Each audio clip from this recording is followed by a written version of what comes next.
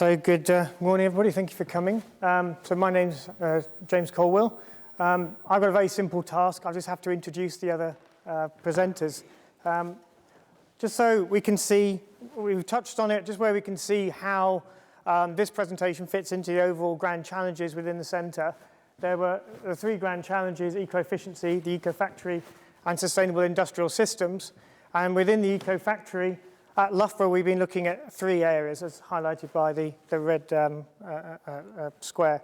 And this presentation is going to be looking at this top section, GC 2.1, which is resource-efficient manufacturing.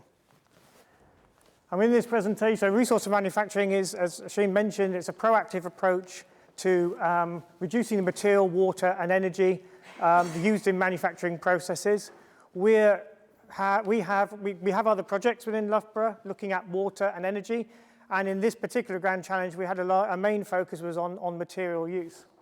So we're going to have a couple of presentations on this. The case study, we developed a tool, and we've now been doing a case study with Unilever, and Roy is going to start off with putting this case study in the Unilever context, if you like, to this research and the benefits to Unilever and why we're looking at it. Followed by Oliver Gould, who's going to be then presenting the actual tool itself and the case study. And then that will be followed by a presentation by a PhD student, Gardner, who is going to be looking at some work that we did in resilience of critical materials. So this is how manufacturers can improve the resilience of their processes, their business, when they're exposed to exposed to critical materials. And there's some unique things about critical materials that make that less obvious than, say, a company such as Ribena, who understands the exposure to black currants and not being able to get them. Critical materials are a little bit less obvious, and how do companies understand where that is, and therefore how do they build resilience? So I'm going to hand over to Roy, who will start the presentation giving us the Unilever perspective. Roy, thank you. Right, thank you. I think it's good to see my name with only one L. It sounds a lot better than two L's.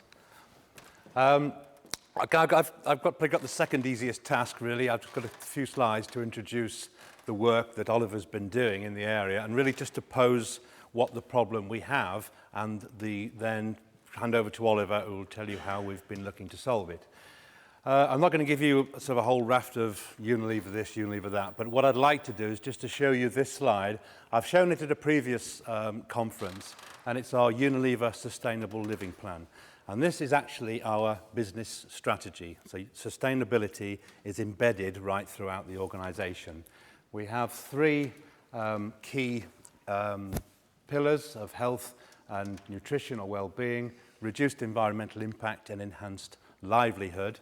And there are 7 focus areas supporting these 3 themes. Now, this activity has about over 50 time-bound targets and covers the whole of our value chain. So as Shaheen showed before, it's covering look at raw materials procurement right through to consumer use. So the key area for this project is very much in this area, reducing environmental impact, but within our manufacturing operations. To start to pose where the problem is, it's useful to look at our supply chain. So this is for a standard supply chain where we have our raw material suppliers. They supply raw materials to a Unilever factory.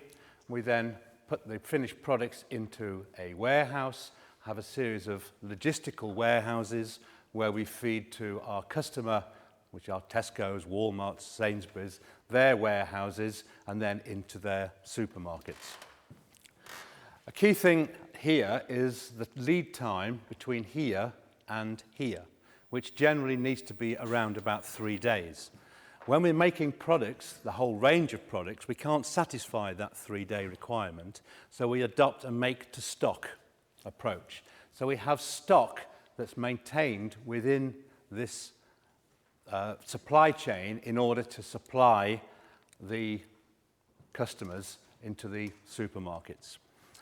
And one of the key costs and drivers in this is these days on hand is very costly to keep stock within the supply chain. So what we're trying to do is to reduce that level of stock. But at the same time, we need to ensure we have this on-shelf availability. So our products need to be on the shelf in the supermarket. So if you're going along for your Dove shampoo and you find it's not there, I'm convinced that nobody in this audience would look for an alternative, but you may be tempted to look for an alternative. And so we need to ensure that we can maintain the products from our portfolio of products on the consumer, on the customer shelves, but at the same time reduce the stock.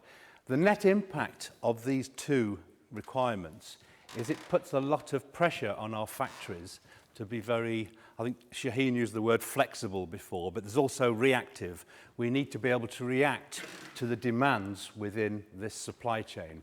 And if we reduce the stock, we're tending to need a lot more changeovers within our operations. So ideally, we'd like to design our plants so that we could make every product that we make every day.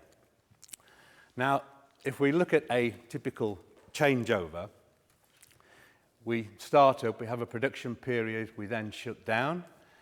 We then have a period where we need to probably wash the equipment. We may need to set up if we have a different packaging for the next product, and then we start up. And this changeover time can be a significant amount of the overall production time. And before we mentioned the operational efficiency is essentially the product that you did make over a given time over the product that you could have made. So if we're changing over all the time, then the operational efficiency of our factories will reduce. So we have a couple of options. Really, we need to reduce the impact of the changeovers or reduce the numbers of changeovers that we're doing. And I'd just like to acknowledge here the work that Ergun is doing, Ergun Gungar, is to understand the full impact of the changeovers. So when we have a changeover, we think, well, we're going to lose some of the product that we wash out of the equipment. But we also have other impacts that we are trying to quantify so we can bring the whole changeover equation together. The work that we're doing with Loughborough is very much on reducing the number of changeovers. And the Loughborough case study, we've given the problem, the title of the project is Novel Product Assembly, and it's in our savoury operation. So our savoury is where the product we're looking at is dry soup. So when you make dry soups, you probably have about 20 ingredients in a product. And we can either mix all of those ingredients initially and then feed them into the pouches. We could alternatively dose the individual ingredients directly into the pouches.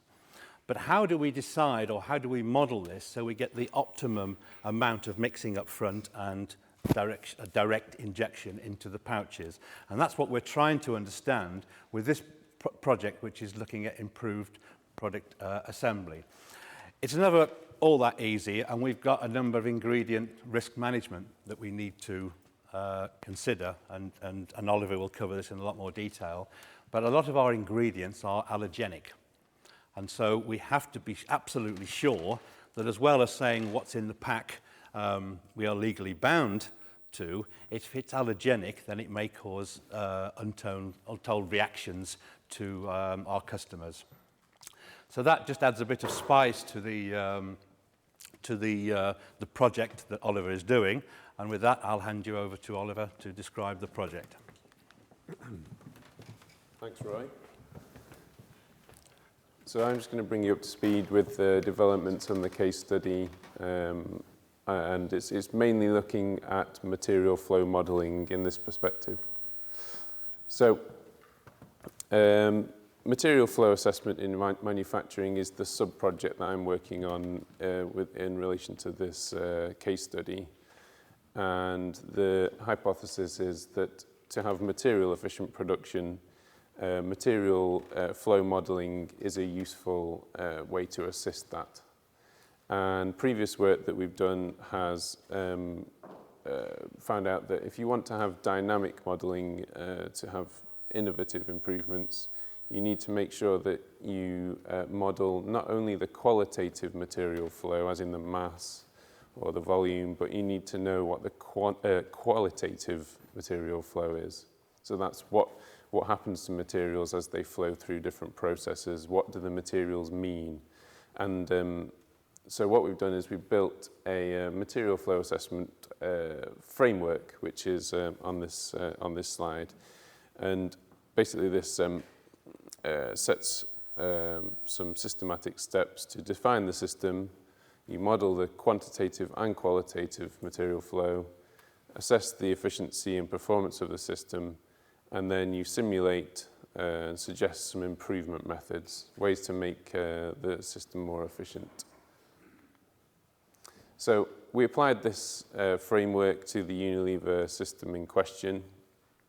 And the first phase, setting out the production system scope. So I won't go into too much detail about the system itself, other than to say they have lots and lots of products, lots and lots of materials, and a few processes, as you can see here, a sort of diagram of the processes required. On to the next phase, which is the inventory of the material flow. And as Roy said, they have certain materials in their inventory are potentially cross-contaminating materials, i.e. the allergens. And there's lots and lots of non-cross-contaminating materials. So in their system, the spatial flow is constant, so uses the same processes, no changes to the spatial flow, but the temporal flow is variable. That is the product sequencing, the scheduling of what's produced. And we found that the material flow, i.e. the products produced, determines the changeover requirement based on these PCCM materials. And this is a potential for great resource inefficiency if you get it wrong. As Roy was saying, we want to make sure we have a good schedule. In the next phase, we assessed that the material flow and basically concluded that the changeover resource consumption could be or should be minimized or eliminated, and that the PCCMs should be isolated. The fourth phase has come up with two improvement scenarios. So the first is how you optimize the system without changing the system. So the first thing is optimize schedule, and that is to minimize the resource-intensive changeovers. And the second option is the alternative assembly design, and that is aiming to eliminate changeovers that are resource-intensive entirely. A summary of those two. So resource-efficient scheduling, no change to the system design, and we want to simulate the material flow and provide the optimized product sequence. And that's minimizing the intensive changeovers. And then resource-efficient assembly design is redesigning the system to give optimized modification to your processes, and then eliminate those intensive changeovers and isolate the materials that you want to isolate. So moving on to the scheduling, we found out that the changeovers are defined by the qualitative material flow. That is the potentially cross-contaminating materials. So if we wanted to improve the system in these terms, we want to model both the qualitative and quantitative flows. So what we have here is a source destination matrix for 50 of their products. And it describes the levels of cleaning intensity required when you go from one product to another. So in here, you've got lots of blue boxes, which are low intensity clean, medium intensity in the yellow boxes, and red, which are the high intensity clean. So what we want to do is we want to make sure that if we're given a set of products to produce, to make sure we produce them in the right order so that we minimize the number of red and yellow changeovers. So how did we do this? Well, we wanted to minimize the objective function, which is the total intensity of cleaning required. That's the changeover cost. And this problem was analogous to the asymmetric traveling salesman problem. analogous in that the shortest distance travelled between various destinations was equivalent to the least changeover cost between the various products. And we took two approaches to solving this to begin with. One is using a genetic algorithm, and then there was a handcrafted comprehensive search algorithm.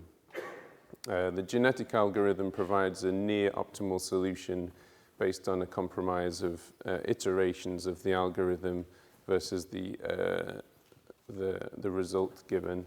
And the comprehensive search algorithm calculates all the possible permutations, gives you a list so you can choose the best one. So obviously these two different algorithms have different strengths. The genetic algorithm giving a near optimal solution, and the comprehensive search algorithm giving you all the permutations, different computation times.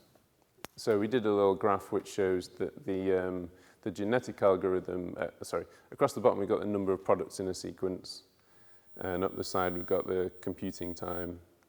The genetic algorithm from 5 to 9 products performed pretty much the same across, but the comprehensive search algorithm increased very, very quickly every product you added to your sequence. So we found that the genetic algorithm was probably going to be the best option for any sequence past 10 products, basically. So we stuck to that. And we built a tool which involves getting your order together. The order's taken, the product requirement is set. You build the source destination matrix for this product requirement. The genetic algorithm does its business, and you end up with your optimized schedule for a given order of products. So this is an optimized production schedule with minimized changeover resource consumption, which you can see in this graph. So mostly minimal changeovers and a couple of high-intensity changeovers.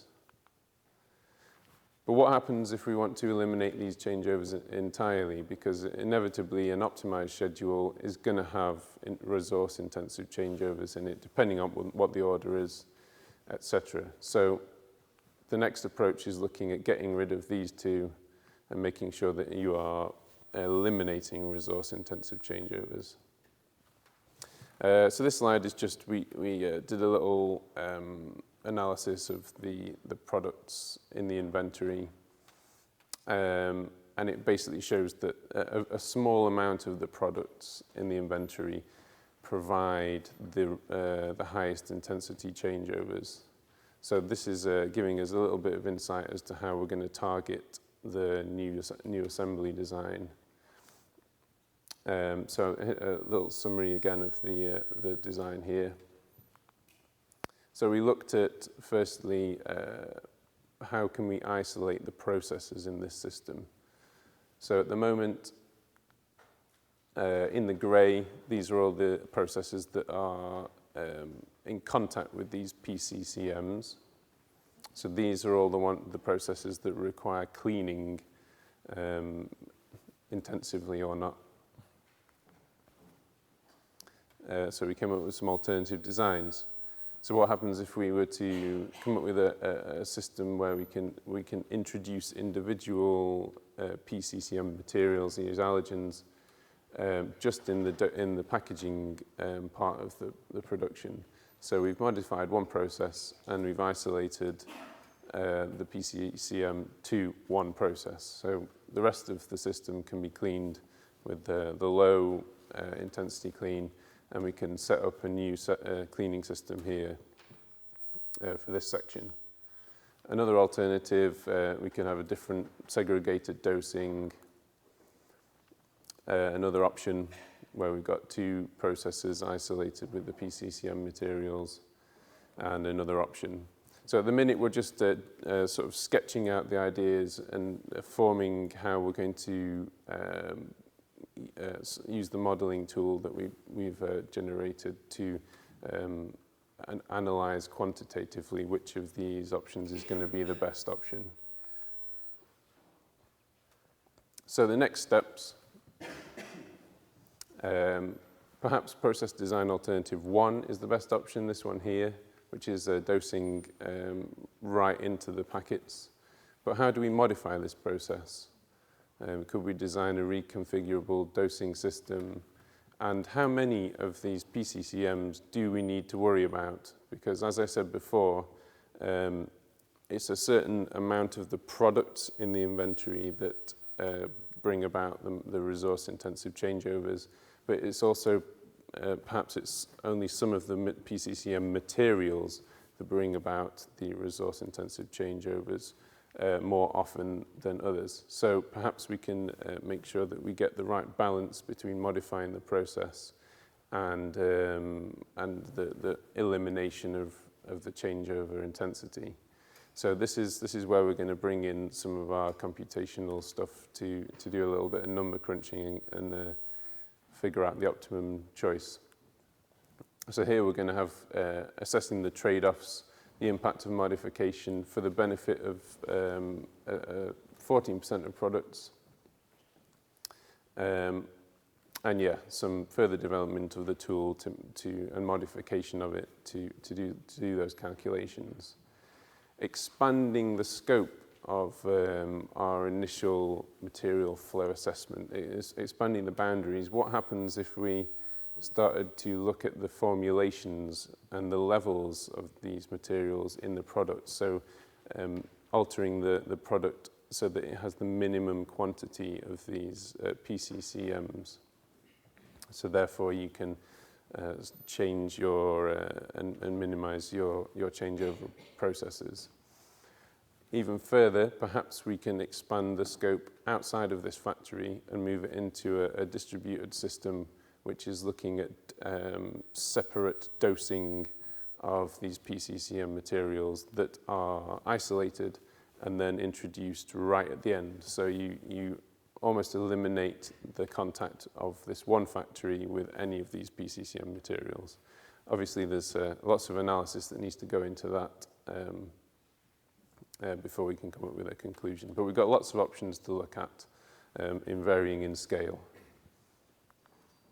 So I've talked about how a manufacturer can be flexible to changing demands from customers and things, and ways to optimize and make a system more responsive to these demands and changes. And my colleague Liam Gardner is now going to talk about a different aspect of material flow, and this is related to critical materials and how resilient a manufacturer can be if they use those critical materials. So, on to Liam. We're looking at a framework to help companies with critical materials and resilience. I'm going to be very quick because apparently I've only got about 3 minutes. So I'm going to take you through this very, very quickly. So just for those of you who don't know what critical materials are, it's a relative concept. It's put together by the EU, so that, all the work's been done for us here. But basically, there's something that's got a very high risk of supply disruption, so a very high chance of you not being able to get the supplied, and this is going to have a very high economic importance. So it's a ranked list, and the top 20 are known as the EU 20 critical materials. So you can see them up here. So what is the problem? Well, basically, the point of them being critical is that usually they've got quite unique physiochemical properties. So normally they're not very easily substituted. You can't really substitute them very quickly. But often they're used in very small quantities. They're used, it's called often they're known as being hidden in the supply chain. They may be used in a process. They may be used somewhere along that's not obvious. So if you're a business, if you use critical materials, if you buy them in, you're quite likely to know that you do it. However, you're very unlikely, looking at based on my research, most companies are unaware if critical materials affect them somewhere along their supply chain unless they use them directly. So the potential, what is the potential for your company if you are impacted by it? Well, the main potential is you may not be able to manufacture whatever you need to manufacture, or it may impact your margins that it's no longer economically viable to do it. So I just want to, if those of you who do have businesses, just to think about, do you know if critical materials affect your business at all anywhere along the supply chain? If not, this framework might be able to help you out. So the framework, the solution to this is to try and make these, where critical materials are somehow interact along the value chain, so try and make this visible to the company in a way that's flexible for the company and looks at both the internal factors, what it will do to your manufacturing process, and also what are the external risk factors that are acting on it. And we want it to be able to select the optimum mitigation response at the end of this. So we're not looking for anything new here, but we're just looking at what is the best way of mitigating this. So it's a five-phase